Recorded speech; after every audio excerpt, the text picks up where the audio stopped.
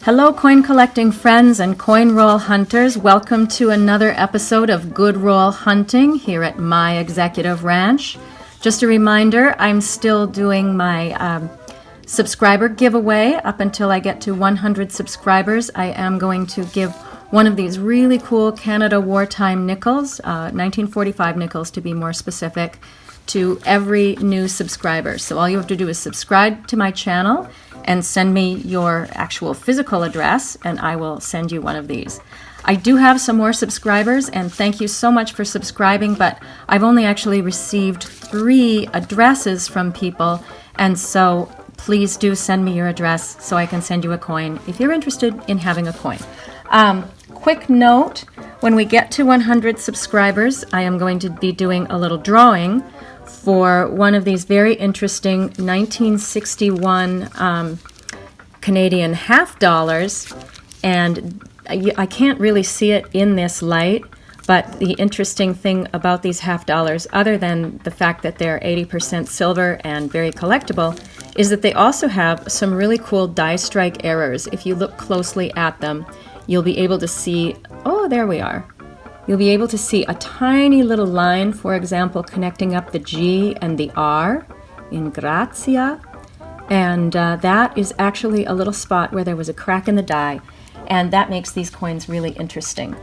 Additional quick note before we get into the analysis of what's going on with these 1945 nickels, I found a whole slug of 1943 US steel pennies. Well, I don't actually know that they're all 1943 because I haven't looked at them yet. So at some point soon, we're going to be getting into this little container of 1943 US wartime pennies that I found in my dad's safe, and I do not know what they will be. So now we'll get into what we found when we opened up this roll of nickels, which I opened up in the previous video that I did yesterday. I developed a huge appreciation for how darn hard it is to make coins. And opening up this roll of coins really taught me a lot about kind of what happens when you try to make a coin, because these coins have some pretty unique things about them. And we'll get into that. And there are a whole slug of them that might have die errors. And it'll be interesting, I think. So anyway, the first thing that I noticed is that the Canadians, they wanted to make a coin out of nickel, probably because Canada was at the time the world's largest nickel supplier. So it made sense to actually make coins out of nickel. But what they did for the wartime coins, because they needed nickel for the war, was make them out of steel. And then they plated them with a nickel and chrome plate. But here's the problem. For one thing, nickel and chrome wears off of steel. And the other thing was they plated them before they struck them. And so in these coins, you're seeing a tremendous amount of plate wear off, which makes them look kind of disreputable. You know, some of them are really quite... you can see some obvious rust on this one. There's one in which it's really interesting. The plate has kind of bubbled up. I don't think that's the one. I think there's one that's kind of even worse off than this. Give me a second here and I'll find it. Yeah, here we go. The plate actually kind of bubbled away. I don't know if this coin was exposed to a chemical or something, but and then it all wore very quickly off the sides. And I read something that said that the plating didn't hold up on the sides at all, even really through the striking process, which I thought was pretty interesting. So yeah, you can see that the plate on this one has actually kind of bubbled away. Yeah. So whoever came up with that idea, I bet got teased at the holiday party for like 25 years after that. Hey, remember when you decided to plate those coins with nickel before you struck them? Yeah. Anyway, so I saw that on quite a few of the coins. Most of them have held up a lot better. So I think unless they were heavily worn or subject to some kind of chemical, then they probably held up a lot better. But still, they don't look that good. And of course, you can see that on the obverse side where they'd be graded, the plating wore off first at the cheekbone and the eyebrow, and then kind of went from there. This is what George is supposed to look like. No, actually, that's not that great of a picture. But anyway, he's supposed to have a cheekbone and he's supposed to have an eyebrow, and in a lot of these coins, he really doesn't. So these coins are a little bit better.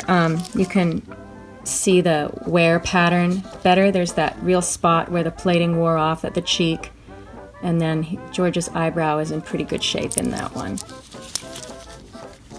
But that one's generally worn. And what else do we have?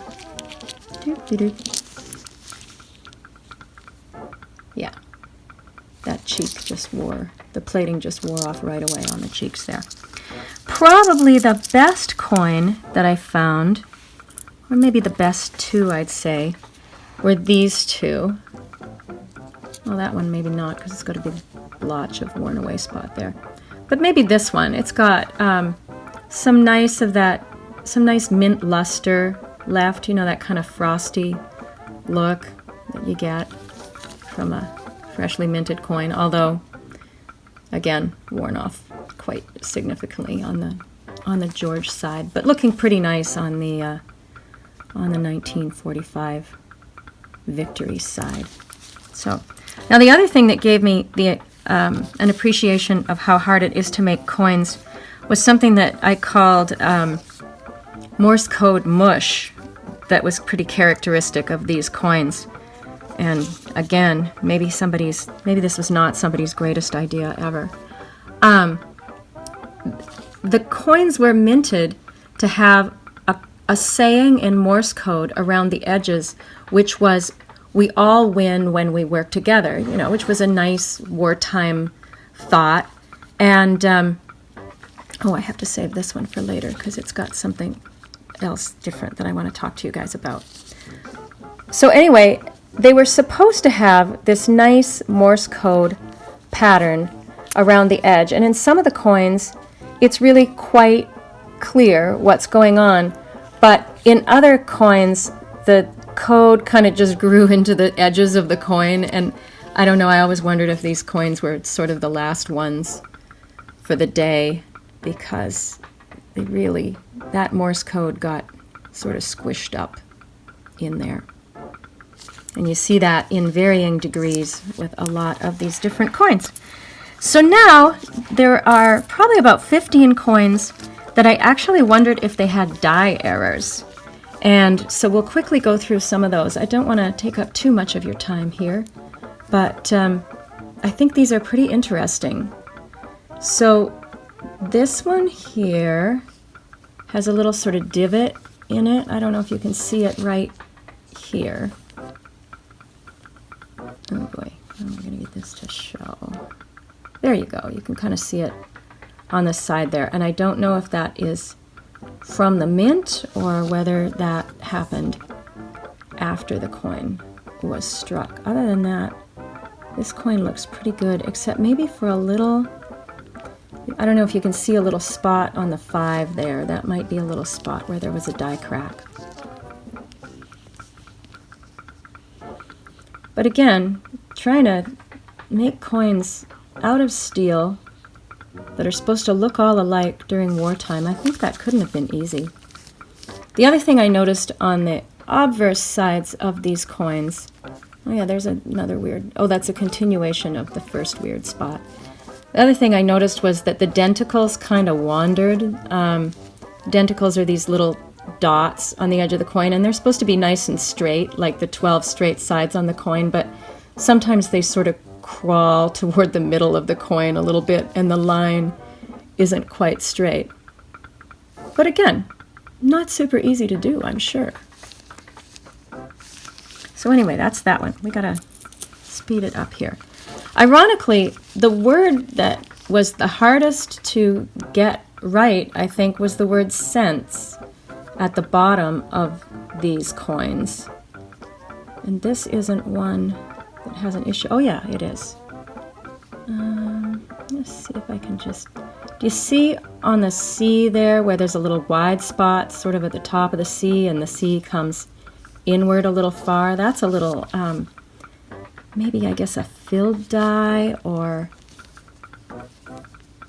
a little crack in the die. Do you see what I mean? Like this, the inside of the C is just a little blicky. And there's a little spur coming off of the T, and the top bar of the 5 isn't very straight. So I don't know. End of the day coins, Monday coins maybe. Not sure what's going on with the C there. I also noticed a bunch of weirdness. Oh, see the S, how it's got that little spur coming off the very right-hand side of the S there? That's a little die crack. I feel like I'm being super picky about these coins though, because they had to make just a jillion of these. So this one has some little spurs coming off of the C, the very top of the C, and then on the inside there you can see a little spur coming off. That's a die crack. There's a little die crack, oh, can I get it? A little die crack coming off the very end of the maple leaf. Or maybe that isn't. Maybe that's just the end of the maple leaf. There's one, let's see. Oh, we've got a little weirdness on the left-hand side of the A there.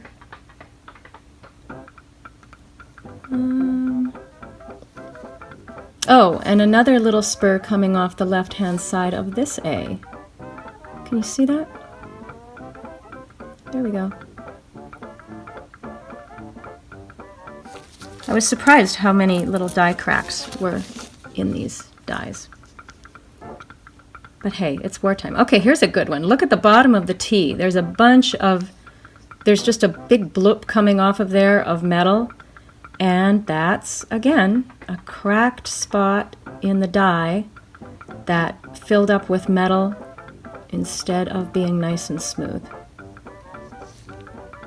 Oh, and look at the D. It's got the same sort of thing. Crack in the die around the kind of front side of the D there. And same deal on the left-hand side of the A. And then that C looks, oh no, I guess the C is all right. But yeah, great error on the D there. I'm gonna have to hustle it up because I can only make a 15-minute video, you guys, and so, yep. Weirdness on the left-hand side of the T and the right-hand side of the C. Oh, and the A has some, I guess, does that count as doubling? I'm not sure. But anyway, die issues. Oh, and on the left-hand side of the V there, I don't know if you guys can see that. Some extra metal spewed out there. Squished out. These were struck, not molded. I can't see what this one would be. What am I missing?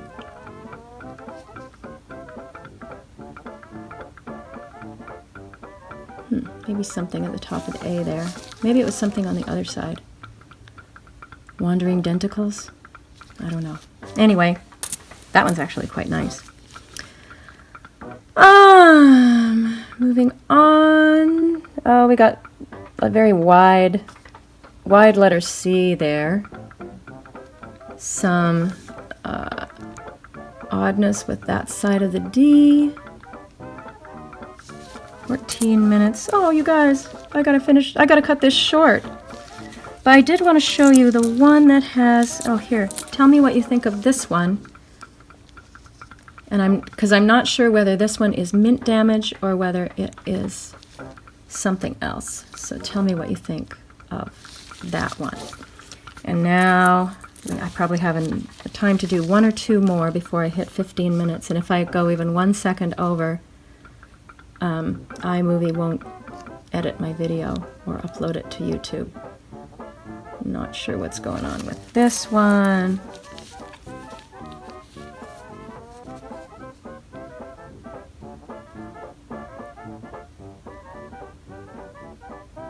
Strange little spur on the side of the S there. And that is all she wrote